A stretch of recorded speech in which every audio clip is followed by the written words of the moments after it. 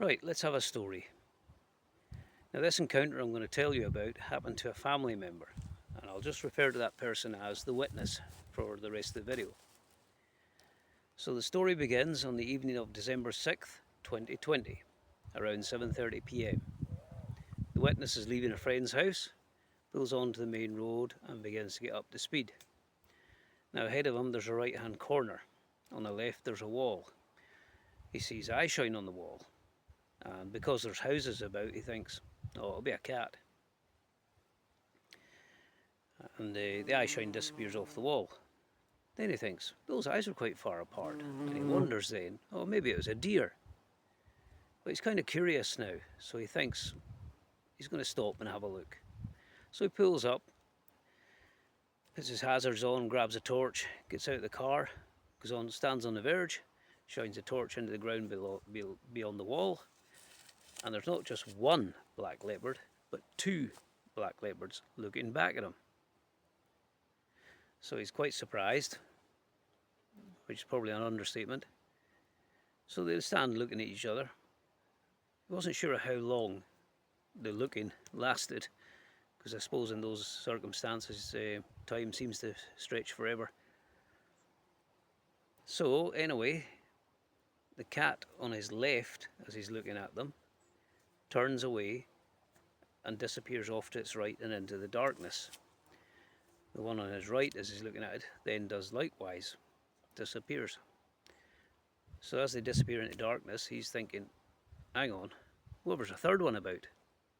So he decides he's off, gets back in the car, drives home, and then he phoned me to tell me about it. So the following Saturday, we went out to do a follow-up investigation.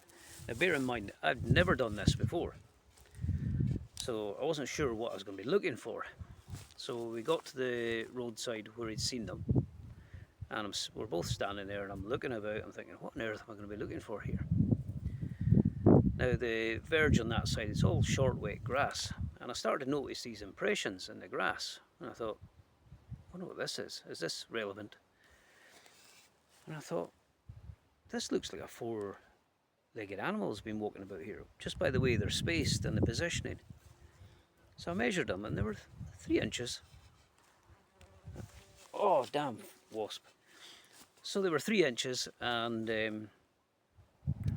I said to the witness, I says, look at this. I says, that's clearly an animal walking back and forth here. I says, there's your first piece of evidence. So he looks and he goes, yeah, you're right. Oh, bumblebee now. Go away. Right, anyway, so back to the story. So we're looking at that, and you can see these impressions all over this bit of the verge. So obviously this is where they were moving back and forth. So bear in mind, they'd only seen one of them, and that was the one at the second one that leapt over off the wall. So there was 4 impressions that were really interesting. This is how positions of prints can tell you part of the story of what was going on. I thought it was really interesting. There were 4 impressions, these 3-inch impressions in the grass. Now they were positioned in such a way you could clearly see the first cat, which he had not seen, had stood on that verge looking back across the road, waiting for the second one, the one he'd seen on the wall. Now these impressions again, they were 3 inches. The front ones, which was obviously the front, were 11 inches apart. The back ones were 9 inches apart. But the back and the front pair were 36 inches apart, maybe 37 actually. Now I did take photographs. The photographs are on my old laptop, so if I can dig them out, I'll put them up quickly. So I said to him, I said, look at that. There's that's where the one you didn't see stood looking for the other one. And he looks and he goes, yeah, that looks right. So then we looked over the wall onto the ground where they'd been. So it's rough ground. So it'd all been long grass, and it was blown over with the winter wind and rain. And of course it's lost its colouring, so it's a kind of light tan colour. So that's one reason he could actually see them clearly, or pretty clearly. So you can see again 3-inch impressions in the long grass where they'd obviously leapt down. So I had to get into the field and I went along and I measured these impressions. Yep, definitely 3 inches. So then I said, right, let's work out how far exactly they were from you. So I simply walked back from them and I said, just tell me when to stop. So he says stop. We measured it out, 51 feet. Maybe I should put that in metric for the younger ones, but I can't be bothered. So we did that, and as it turns out, they were about 10 feet apart.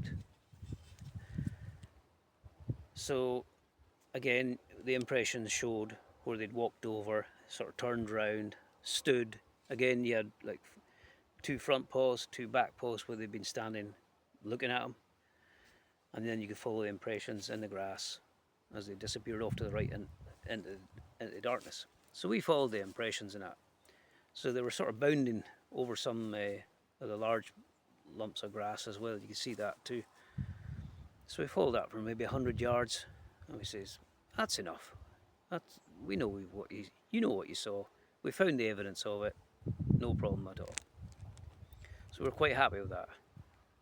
Now, one thing we also did was, using this very stick, was to measure the height of the eye shine. So where the cats were, I just simply set it on the ground and I turned on a torch to give the eye shine effect. And I just simply said, right, I'll move this torch up the stick, tell me when to stop when you think I'm at the right height for the eyes. So I did that, and we got all the way up to there. 90 centimetres. So can you imagine one of those cats now sitting next to me? That is big. Now, one of his afterthoughts were that he says they had really thick torsos on them. So they're obviously very well fed, but they'll have a thick coat on for winter too. So there you are. Kind of wish I'd seen them. It'd be pretty impressive. So that's that story.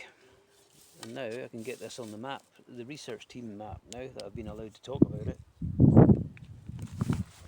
I might do some more story videos if I get some more sightings in. I think it's quite interesting.